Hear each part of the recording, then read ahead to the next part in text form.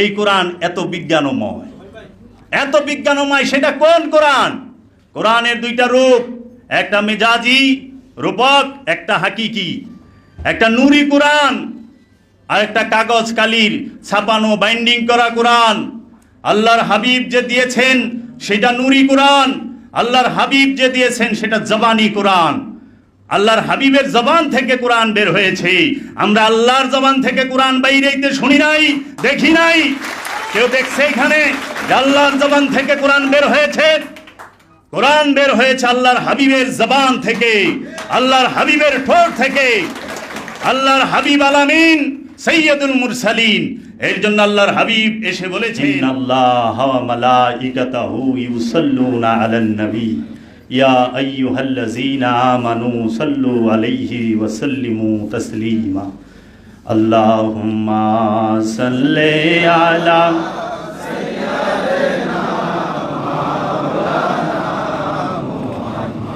ওয়া আলা আলি সাইয়্যিদিনা মাওলানা মুহাম্মদ। আজকে পবিত্র ঈদে মিলাদুন্নবী সরকার দু আলম আবুল কাসেম মোহাম্মদ মুস্তাফা আহমদ মুস্তাফা সাল্লাল্লাহু আলাইহি ওয়াসাল্লামের শুভ আবির্ভাব দিবস, আগমন দিবস। এই দিবসে ফকিরনী দরবার শরীফ থেকে আয়োজিত এই অনুষ্ঠানে আমরা অধিকাংশ মানুষই বুঝতে চেষ্টা করি না যে সৃষ্টিকুলের শ্রেষ্ঠ ঈদ দয়াল রসুলের আগমনের ঈদ, ঈদে মিলাদুন্নবী। যেই সরকারে দু আলম না আসলে আমরা যতগুলো ঈদ করি, অনেক ঈদ আছে মুসলমানের। সবাই সাধারণ যারা তারা জানে রোজা ঈদ আর কুরবানির ঈদ, কিন্তু এছাড়াও জুমাবারও কিন্তু গরিবের লেগে ঈদ, জুমার দিন।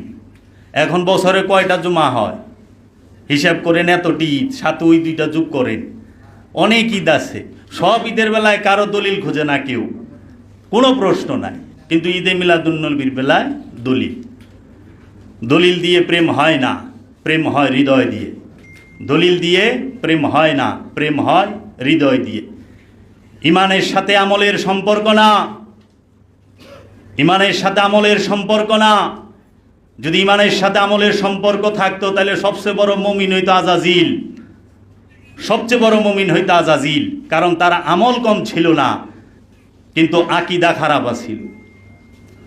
আকীদার সাথে ইমানের সম্পর্ক, আমলের সাথে ইমানের সম্পর্ক না। আকীদা থাকে হৃদয়ে। যদি ইমানের সম্পর্ক আকীদার সাথে না হইতো তাইলে সূরা মুনাফিকুন নাজিল হইতো না। কারণ মহানবীর উপস্থিত থাকা অবস্থায় ওই মহানবীর সাথেই মুনাফিকরা অবস্থান করতেছিল। কাফের চেনা সহজ, মুনাফিক চেনা অনেক কঠিন। কাফের চেনন যায় সহজে, মুনাফিক চেনন যায় না। কারণ মুনাফিক লেবাসদারি, মুনাফিক লেবাসদারি। আমি কালান্দার বাবা জাহাঙ্গীর বা ইমান আল সুরেশ্বরী ইয়ফি আনহুর বাণী থেকে তার লিখিত বই শরীয়তি সেজদা এবং মারেফতি সেজদা থেকে একটু অংশ বলতে চাই। জীবন দেওয়া যত সহজ, হৃদয় দেওয়া তার চেয়ে কঠিন। আত্মহত্যা করা সহজ, কিন্তু বেঁচে থেকে সব রকম দুঃখ কষ্ট সহ্য করে অগ্রসর হওয়া কঠিন। আত্মহত্যার মাঝে অহংকার থাকে, যে অহংকার ভয়ানকভাবে সত্তাটিকে নাড়িয়ে তোলে এবং ধৈর্যের সব রকম বাঁধনগুলো একটা একটা করে ছিঁড়ে যায়। ইবলিশ দৈহিকভাবে নি, কিন্তু মনোজগতের বিষয়টি নিয়ে আল্লাহর সঙ্গে ঐক্যমত কিছুতেই পোষণ করতে পারল না। এটাই ইবলিশের সবচেয়ে বড় বিপর্যয় এবং বেদনাদায়ক ট্র্যাজেডি। পূর্বজন্মের কর্মফলের উপর তকদীরের স্থান নির্ধারণ করে দেওয়া হয়, এটাই আল্লাহর চিরন্তন আইন। আল্লাহর হাবিব সরকারে দু আলম আবুল কাসেম হজরত মুহাম্মদ সাল্লাল্লাহু আলাইহি ওয়াসাল্লামের আগমন এই জগতে কেন হয়েছে? তার জন্য? কখনো না। আমার মতো পাপীর জন্য, আমাদের মতো পাপীর জন্য তার আগমন। সেই পৃথিবীতে আগমন করছে আল্লাহর হাবিব আমাদের মতো পাপী তাপী নাখান্দা নালায়েকদেরকে তরাবার জন্য। যদি আল্লাহর হাবিব আগমন না করতেন আমরা পাপী থাইকা যাইতাম, আমরা নিকৃষ্টই থাইকা যাইতাম। কেউ ওই কাফেরের দলেরা আগে যারা মহানবীর মাথা কাটতে আসছে তারা এখন মুমিনে পরিণত হয়েছে, তাদের কত জয় জয় গান। যদি মহানবী না আসতো মুমিন হইতে পারতো? মাথা কাটাই নালাই তো থাকতো, সেরা গুন্ডা থাকতো, থাকতো না? সাহাবী আসতো না। তাই মহানবীর শানে আমার দয়াল মুর্শিদ লিখেছেন, আন্তা নূরুন নূরি, তোমার নূরই আমার নূর, ওয়া সিররু সিররি, এবং তোমার রহস্যই আমার রহস্য, ওয়া কানজুল হেদায়াতি, তুমি আমার হেদায়েতের ভান্ডার, ওয়া খাজানুল মারেফাতি, তুমি আমার মারেফতের ভান্ডার। যা আলতু ফাদলাকা মুলকি মিনাল আরশে ইলা মুতাসসারা কুল্লুহুম ইয়াতলুবুনা রিজাই, আমি আমার সৃষ্টি থেকে তোমার প্রতি যে অনুগ্রহ নির্দিষ্ট করেছি তা আরশ হতে জীবন দেওয়া যত সহজ, হৃদয় দেওয়া তার চেয়েও বেশি কঠিন। এখন আমাদের সমাজের মধ্যে আমরা যে মহানবীকে নিয়ে, সরকারে দু আলমকে নিয়ে, সরকারে দু আলমের পরিবারকে নিয়ে, আলে রসুলকে নিয়ে, আলে বায়েতকে নিয়ে এবং মহানবীর বংশকে নিয়ে, মহানবীর ইতরাতকে নিয়ে যে প্রোপাগান্ডা, যে অপপ্রচার, এই ওহাবি সালাফি খারিজি ফেরকার অনুসারীদের যারা মহানবী সাল্লাল্লাহু আলাইহি ওয়াসাল্লামের সম্পর্কে নানান আজে বাজে মন্তব্য তাদের মন গড়া করে থাকে, কিন্তু তারা কখনো কোরআন থেকে দেখে না। কারণ দেখব কেমনে, আল্লাহ বলছে আমি যে চোখের মধ্যে পর্দা দিয়া দিই। আমাদের অপরাধ এটাই যে আমরা নবীর বেলায়েত তথা মিলাদের কথা মহল্লাবাসীর কাছে জিজ্ঞাসা করিনি। আমরা মহানবীর মিলাদের কথা জেনেছি রসুলের ঘরের অধিবাসীদের কাছ থেকে। মিলাদ মানে হচ্ছে আগমন, জন্ম। ঈদ শব্দের অর্থ খুশি, মিলাদ শব্দের অর্থ আগমন, জন্ম। নবী শব্দের অর্থ যিনি গায়েবের খবর দান করেন, হিডেন নলেজ যারা আছে তার। গায়েবের খবর দেনেওয়ালার আগমনের খুশিকেই বলা হয় ঈদে মিলাদুন্নবী। এই ঈদে মিলাদুন্নবী আজকে আমি আসার সময়ও একজন আমাকে জিজ্ঞেস করতেছে ভাই কোথায় যান? তাই আমি বললাম আজকে তো ঈদে মিলাদুন্নবী, ঈদে মিলাদুন্নবী উপলক্ষে আমাদের একটি অনুষ্ঠান আছে, প্রেস ক্লাবে যাচ্ছে। কই ঈদে মিলাদুন্নবী কই বলি, এটা তো শিরিক বেদাত। তাই আমি কইলাম তাই, আপনি নিজেও তো বেদাত। কইটা কোন ধরনের কথা? আমি বেদাত হইলাম কেমনি? আপনি বেদাত না, কারণ বেদাত তাকেই বলে যাহা নবীর জমানায় ছিল না এবং রসুলের জমানায় যাহা ছিল না। নবীর জমানায় এবং সাহাবীদের সময় যে জিনিসগুলো ছিল না, যাহা কিছু ছিল না, সেটাকেই বেদাত বলা হয়। বেদাত দুই প্রকার, বেদাতে হাসানা, বেদাতে সাইয়া। উত্তম বেদাত এবং খারাপ বেদাত। এখন কিন্তু যাই থাকুক সেইটাই বেদাত। বেদাত শব্দের অর্থ হলো নতুন আবিষ্কার, নব্য আবিষ্কার। তাহলে আপনি তো রসুলের জমানায় নাই, আসিলেন, আইসেন? কয় না। সাহাবিগো দেখছেন, সাহাবির জমানায় আইসেন? কয় না। তাই এখন আইসেন না বঙ্গবন্ধুর আমলে? কহা আপনি নিজেই বেদাত, আপনি নিজেই বেদাত। তা আপনি নিজে বেদাত হয়ে এত বেদাত খুঁজেন কে? কয় না আমি কেমনে বেদাত দিলাম, আমি তো এখন এর কান্দে পড়ে গেছে তো এর দৌড় দেয়। বেদাত দুই প্রকার। এখন আপনি কোন বেদাত, বেদাতে হাসানা না বেদাতে সাইয়া? এটা নিজেকে প্রশ্ন করেন, নিজে খুঁজবেন। আমরা আমাদেরকে প্রেম শিখায় না, আমাদেরকে আইন শেখানো হয়। আমরা আইন শিখি, প্রেম শিখি না। আমাদেরকে বোঝানো হয় কোরআন হচ্ছে জীবন বিধান। কোরআন কি জীবন বিধান? কোরআন হচ্ছে আত্মদর্শন, জীবন দর্শন। আত্মদর্শনের নাম হচ্ছে আল কোরআন, জীবন দর্শনের নাম হচ্ছে আল কোরআন। আমরা কোরআনের তাফসীর পড়ি, আমরা কোরআনের তাফসীর পড়ি, আমরা আরবি ভাষার তাফসীর পড়ি, আমরা আরবি ভাষার তাফসীর পড়ি। কারণ আল্লাহ নিজে বলতাছে যে এই কোরআন, আমার এই কোরআনকে তাফসীর করে শেষ করা যাবে না। তুমি সমস্ত পৃথিবীর পানিগুলাকে কালি বানাও, গাছগুলাকে কলম বানাও, তাও শেষ করতে পারবে না। শুধু তাই না, 7 বার কালি 7 বার কলম বানাও, তাও পারবে না। এই কোরআন এত বিজ্ঞানময়, এত বিজ্ঞানময়। সেটা কোন কোরআন? কোরআনের 2টা রূপ, একটা মেজাজি রূপক, একটা হাকিকি। একটা নূরি কোরআন আর একটা কাগজ কালির ছাপানো বাইন্ডিং করা কোরআন। আল্লাহর হাবিব যে দিয়েছেন সেটা নূরি কোরআন, আল্লাহর হাবিব যে দিয়েছেন সেটা জবানি কোরআন। আল্লাহর হাবিবের জবান থেকে কোরআন বের হয়েছে। আমরা আল্লাহর জবান থেকে কোরআন বাইরেইতে শুনি নাই, দেখি নাই। কেউ দেখছে এখানে যে আল্লাহর জবান থেকে কোরআন বের হয়েছে? কোরআন বের হয়েছে আল্লাহর হাবিবের জবান থেকে, আল্লাহর হাবিবের ঠোঁট থেকে। আল্লাহর হাবিব আলামিন সৈয়দুল মুরসালিন। এর জন্য আল্লাহর হাবিব এসে বলেছেন, আমি বলতেছি আজকে রুহুল আমিন এসেছিল হেরা পর্বতে, আমরা তাই বিশ্বাস করেছি। কিন্তু আল্লাহর হাবিবের সামনে যে রুহুল আমিন এসেছিল, দ্বিতীয় আর কে দেখছে জগতে? দ্বিতীয় কেউ ছিল না। তাহলে কোরআন হচ্ছে আল্লাহর রসুলের বাণী। কোরআন নিজেই বলতাছে এই কোরআন হচ্ছে সম্মানিত রসুলের বাণী। এই কোরআনকে নিজের নফসের উপরে তাফসির করতে হয় বাবা। কোরআনকে কাগজের উপরে তাফসির করলে জীবনও হেদায়েত পাওয়া যাবে না। কোরআনকে তাফসির করতে হবে নিজের নফসের উপরে, নিজের প্রাণের উপরে, নিজের জীবনের উপরে। আমরা কি যাহারা হাফেজ হয়েছি, মাওলানা হয়েছি, মুফতি মুহাদ্দিস মুফাসসির হয়েছি, তারা নিজের জীবনে কোরআন তাফসির করেছি? নিজের নফসের উপরে কোরআন তাফসির করেছি? না, আমরা সাদা কাগজের উপরে কালো কালি দিয়া লিখতে লিখতে লিখতে লিখতে আমরা কাগজ আর কালির মধ্যে তাফসির করছি, কাগজের মধ্যে তাফসির করছি, জীবনে না।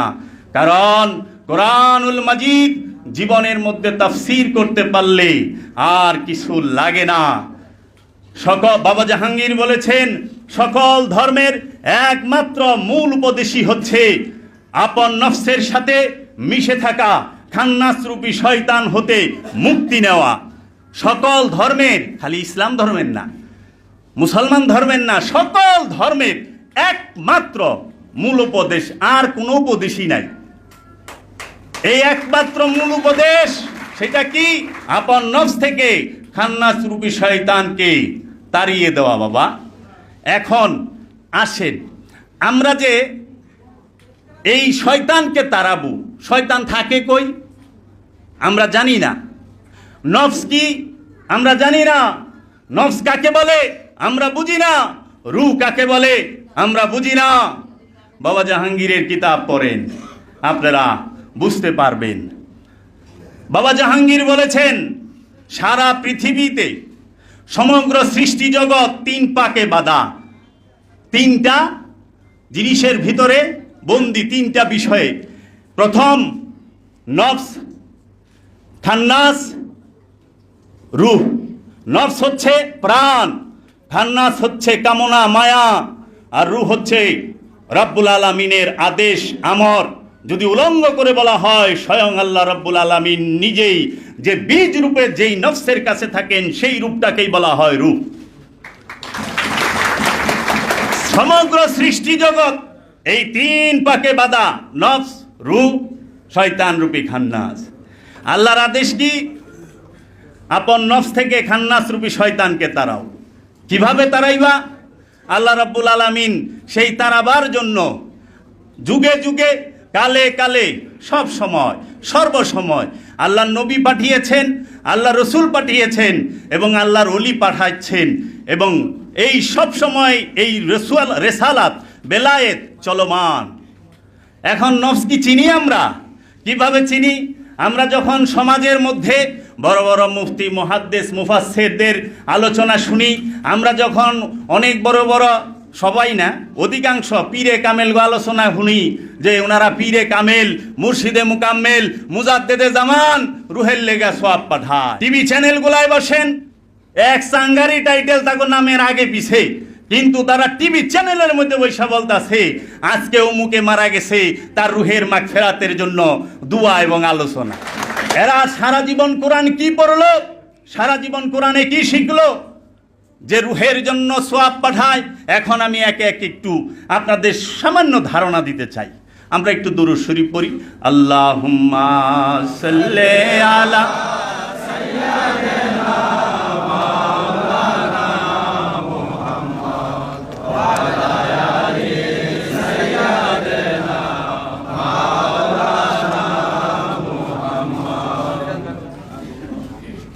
আল্লাহ রাব্বুল আলামিন নফসের হেদায়েতের জন্য, নফসকে পবিত্র করার জন্য আল্লাহ রসুল পাঠাইছেন।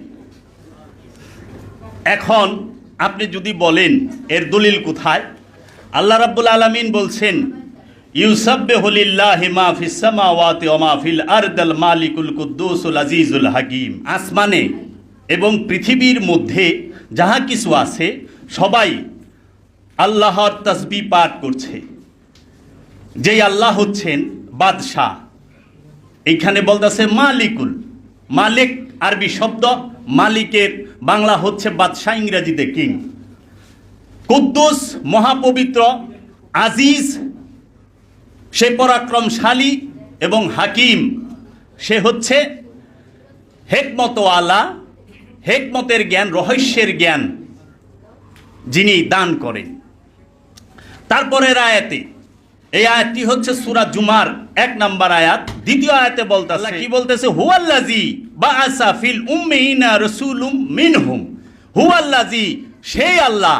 আল্লাহকে, আল্লাহ দেখেন মহানবীরে দিয়ে নিজের তারিফ করাইতেছে। প্রথমে বলছে না আল্লাহ 4টা শক্তি, কি সে বাদশাহ, সে মহাপবিত্র, সে পরাক্রমশালী এবং সে প্রজ্ঞাময়, এই 4 গুণ। তখন কিভাবে প্রমাণ হইব? তখন সে বলতেছে হুয়াল্লাযী, তিনি সেই আল্লাহ যিনি উম্মিয়িনদের মধ্যে একজন রসুল পাঠাইছেন। এই রসুল যে আমি পাঠিয়েছি, আমার রসুলের চেহারার দিকে তাকাও, আমাকে দেখতে পাবা। আমার রসুলের সিরাতের দিকে তাকাও, আমাকে জানতে পারবা। আমার রসুলের আদর্শবান হয়ে যাও, আমার রঙে রঙিন হয়ে যাইবা। এর জন্য আল্লাহ বলছে আমার হাবিব, এই মানুষেরা দেখবে আপনাকে, চিনবে আমাকে। আমার হাবিব ইয়া রাহমাতাল লিল আলামিন, এই মানুষেরা আপনাকে দেখবে, আমাকে চিনবে। এখন রসুলের কাজ কি? এই আয়াতে বলে দিচ্ছে ইয়াতলু আলাইহিম আয়াতি। ইয়াতলু মানে সে তিলাওয়াত করবে, আয়াতি নিদর্শন। কি তিলাওয়াত করবে? আয়াত তিলাওয়াত করবে। আয়াতের বাংলা কি? নিদর্শন। এই নিদর্শন কাকে বলে? জীবনে কেউ জিজ্ঞেস করছেন? খুঁজছে? মুসলমানরা নিদর্শন কারে কয়? অনেকে কয় আসমান, সূর্য, তারপরে এই যে জমিন, পাহাড়, পর্বত। আপনি না থাকলে এই গিনাকে দেখব। নিদর্শন কি এটা? এটা তো মেজাজি নিদর্শন। হাকিকি নিদর্শন কোনটা? বলছে আমার আয়াতকে তেলাওয়াত করো। তারপরে আল্লাহ বলতাছে তাদেরকে তুমি কিতাব শিক্ষা দাও। তারপরে বলতাছে তাদেরকে তুমি পবিত্র করো। ওয়ায়ুজাক্কিহিম, তাহাদের নফসের সাথে যে খান্নাসরূপী শয়তান যুক্ত হয়ে রয়েছে, এই খান্নাসরূপী শয়তানকে দূর করার জন্য, এই খান্নাসরূপী শয়তান থেকে মানুষের নফসকে পবিত্র করার জন্য রসুলের আগমন। রসুলের কাজ 4টা। কি? আল্লাহর নিদর্শন বর্ণনা করা, আয়াত তেলাওয়াত করা, মানুষের মধ্যে আল্লাহর নিদর্শন তেলাওয়াত করা, আল্লাহর কিতাব শিক্ষা দেওয়া এবং মানুষের নফসকে পবিত্র করা, এবং তাদেরকে হেকমতের জ্ঞান দান করা, রহস্যের জ্ঞান। এইটা হইল রসুলের গুণ। এখন নবীর গুণও 4টা। দেখেন সূরা হাজাবে বলতেছে ইয়া আইয়ুহান নাবিয়্যু ইন্না আরসালনাকা শাহিদাও ওয়া মুবাশশিরাও ওয়া নাযীরা ওয়া দাইয়ান ইলাল্লাহি বিইজনিহি ওয়া সিরাজাম মুনীরা। ইয়া আইয়ুহান নবী, হে আমার নবী। আল্লাহ নাত পড়তাছে, আল্লাহ রাব্বুল আলামিন নাত পড়তাছে আল্লাহর হাবিবের শানে। ইয়া আইয়ুহান নবী, ইয়া আইয়ুহার রাসূল, হে আমার নবী। ইন্না আরসালনাকা, নিশ্চয়ই আমরা আপনাকে প্রেরণ করেছি। ইন্নি বলে নাই, নিশ্চয়ই আমি বলে নাই। কারণ কোরআনে 1 বচন, 2 বচন, 3 বচন, বহু বচনও আছে। কা কুমা কুম, ইন্না, ইন্নি, ইন্না বলছে, ইন্নি বলে, ইন্নি মানে নিশ্চয়ই আমি, ইন্না মানে নিশ্চয়ই আমরা। ইয়া আইয়ুহান নবী ইন্না আরসালনাকা শাহিদাও ওয়া মুবাশশিরাও ওয়া নাযীরা ওয়া দাইয়ান ইলাল্লাহি বিইজনিহি ওয়া সিরাজাম মুনীরা। হে আমার নবী, আমরা আপনাকে কি করেছি? পাঠিয়েছি। কিসের জন্য? আপনি শাহেদা, সাক্ষীদাতা। আপনি মুবাশশিরা, সুসংবাদদাতা। আপনি নাজিরা, সতর্ককারী, ওয়াদায়ান এবং আল্লাহর পথে দাওয়াত দেনেওয়ালা। 4টা কাম নবীর, 4টা কাম রসুলের। এই নবী আর রসুলের মধ্যে তফাৎ কি? কারণ মহানবী থেকে নবুয়ত বন্ধ, নবুয়তের দরজা খতম, সিল স্টপ। সেটা দলিল কোথায়? সূরা হাজানে যায় আবার বলতেছে নবুয়তের দরজা বন্ধ। মা কানা মুহাম্মাদুন আবা আহাদিম মির রিজালিকুম ওয়ালাকিন রাসূলুল্লাহি ওয়া খাতামান নাবিয়্যিন। মুহাম্মদ সাল্লাল্লাহু আলাইহি ওয়াসাল্লাম কোন পুরুষের পিতা না, কোন নরের পিতা নয়। ওইখানে নর বলছে রাজ্জা, রসুল বলে নাই। রসুল অর্থ হইল পুরুষ, রাজ্জা অর্থ হইল নর, পুরুষের পিতা না।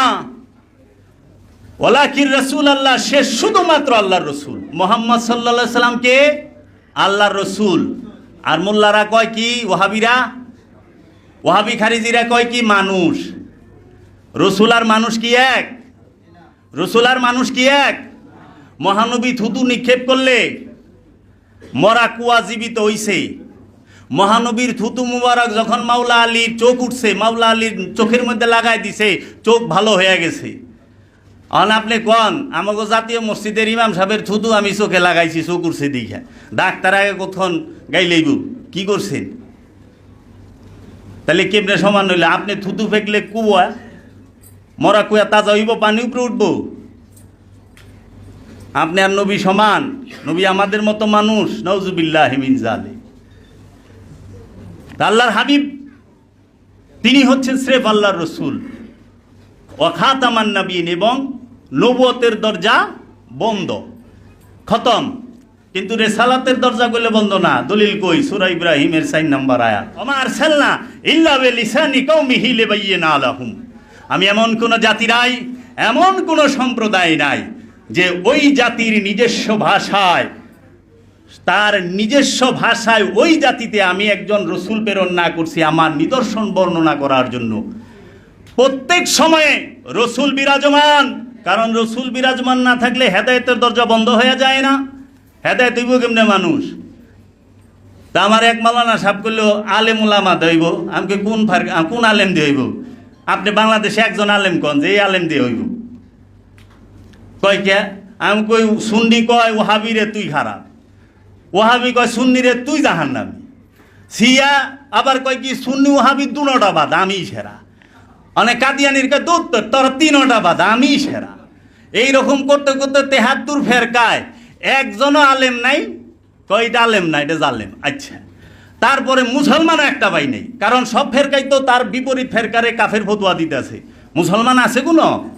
নাই তো, সব কাফের দা বইরে গেছে গা। তাও এক মুফতি আরেক মুফতিরে দিতে আছে। এমন কোন ফেরকা আছে যেই ফেরকায় আলেম নাই? এমন কয়টা ফেরকা আছে যেই ফেরকায় নাই, তাফসীর নাই?